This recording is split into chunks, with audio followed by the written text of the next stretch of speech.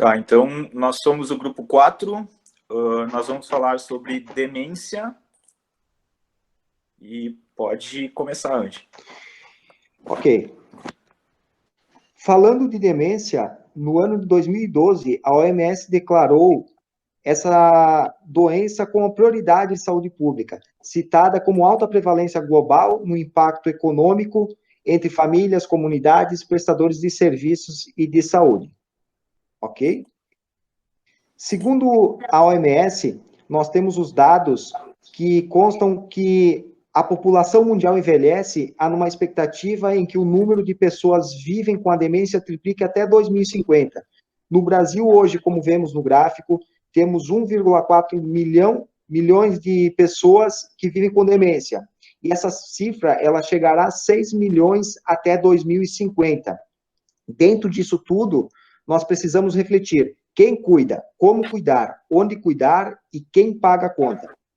A prevalência é uma perspectiva para o Brasil, segundo projeções demográficas que apontam para 2020 um contingente de 29,8 milhões de pessoas com 60 anos ou mais, de 4,7 milhões acima de 80 anos.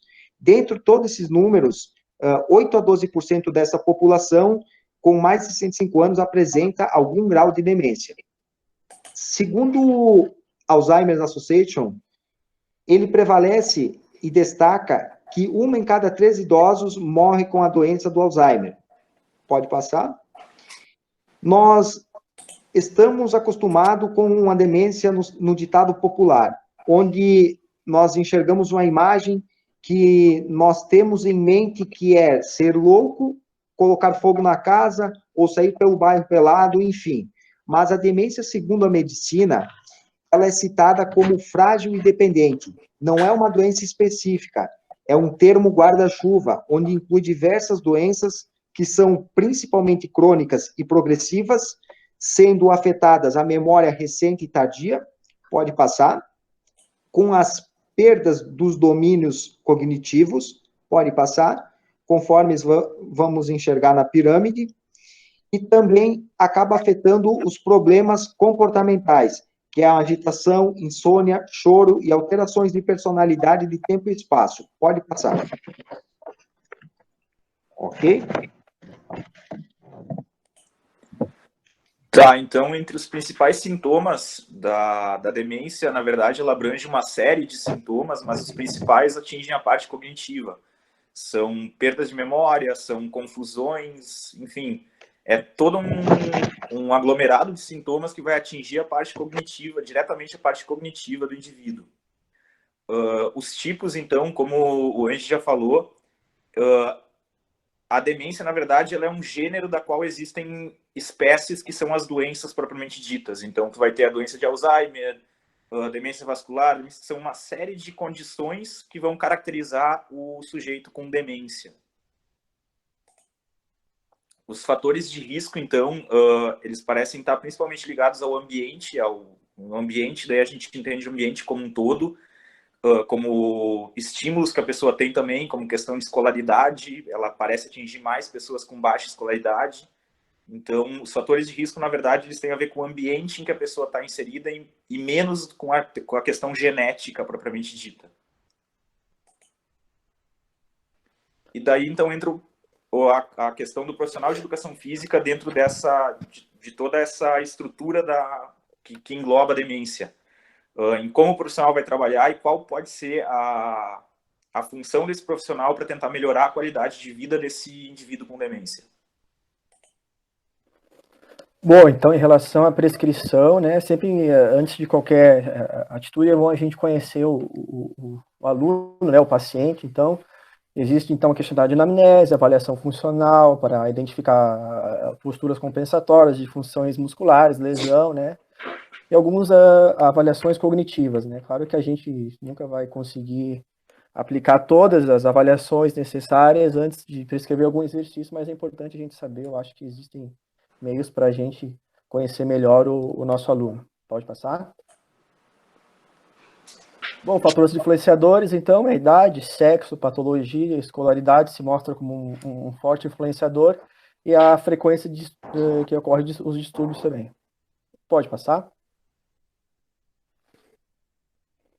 Nesse primeiro artigo aqui, então, fala sobre os efeitos de uma intervenção de exercício aeróbico a longo prazo, né? Foi aplicado exercícios de ciclismo, né? Andar de bicicleta, então, exercício aeróbico se mostrando como um bom exercício para retardar esse acometimento. Então, andar de bicicleta, 15 minutos diários, né?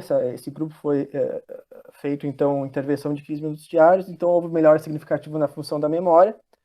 E algo interessante foi que indivíduos acometidos mais gravemente na função cognitiva obtiveram resultados mais positivos, né, em comparado com as pessoas acometidas mais levemente por esse distúrbio. Então, exercício aeróbico, como andar de bicicleta, como importante tipo de exercício. Pode passar.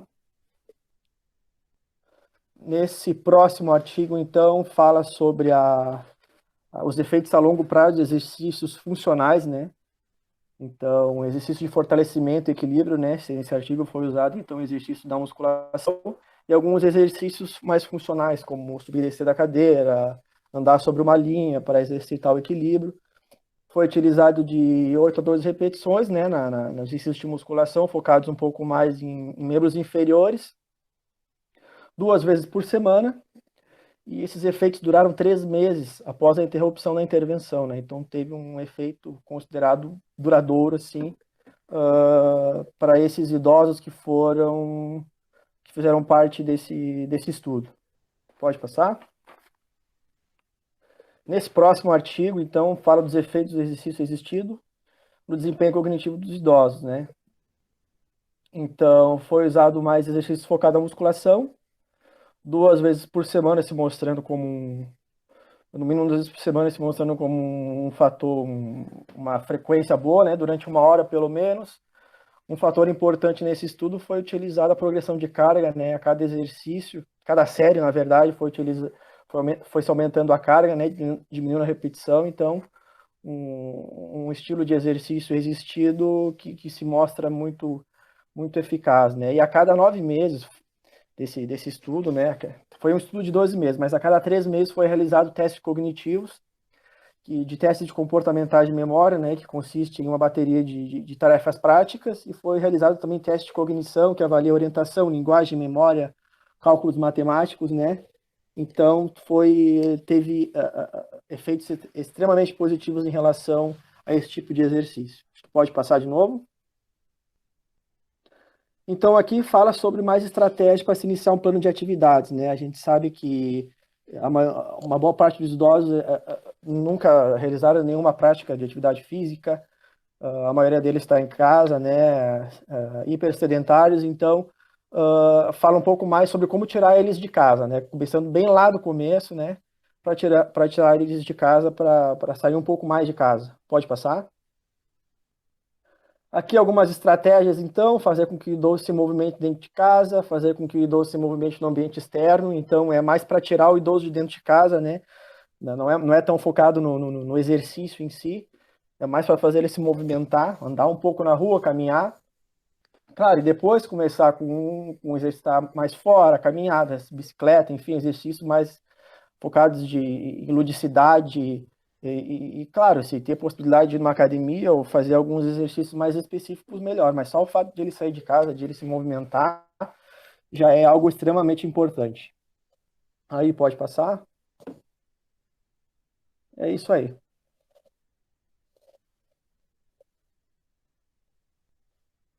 Bem, eu vou falar um pouco sobre como o cérebro de uma pessoa com demência está ou funciona e como o exercício físico age nesse cérebro, certo?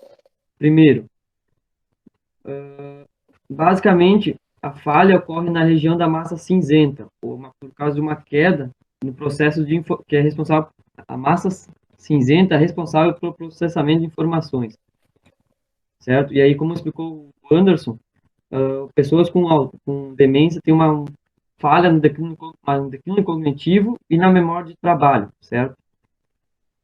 Esse processamento de informações ele ocorre pelos neurônios e as sinapses. Os neurônios são responsáveis pelo transporte e captação das informações.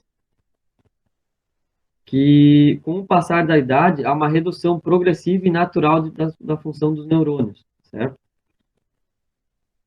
Dois hormônios de modo geral, que são os responsáveis e os principais por executar essas funções, que é o BNDF e o hormônio da irisina.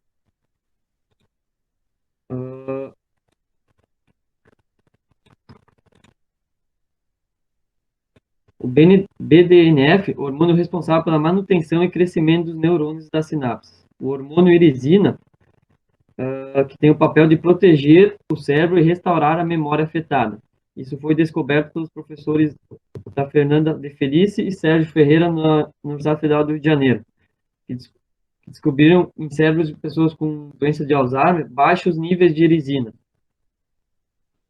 E também ocorre uma diminuição natural e progressiva com o passar da idade.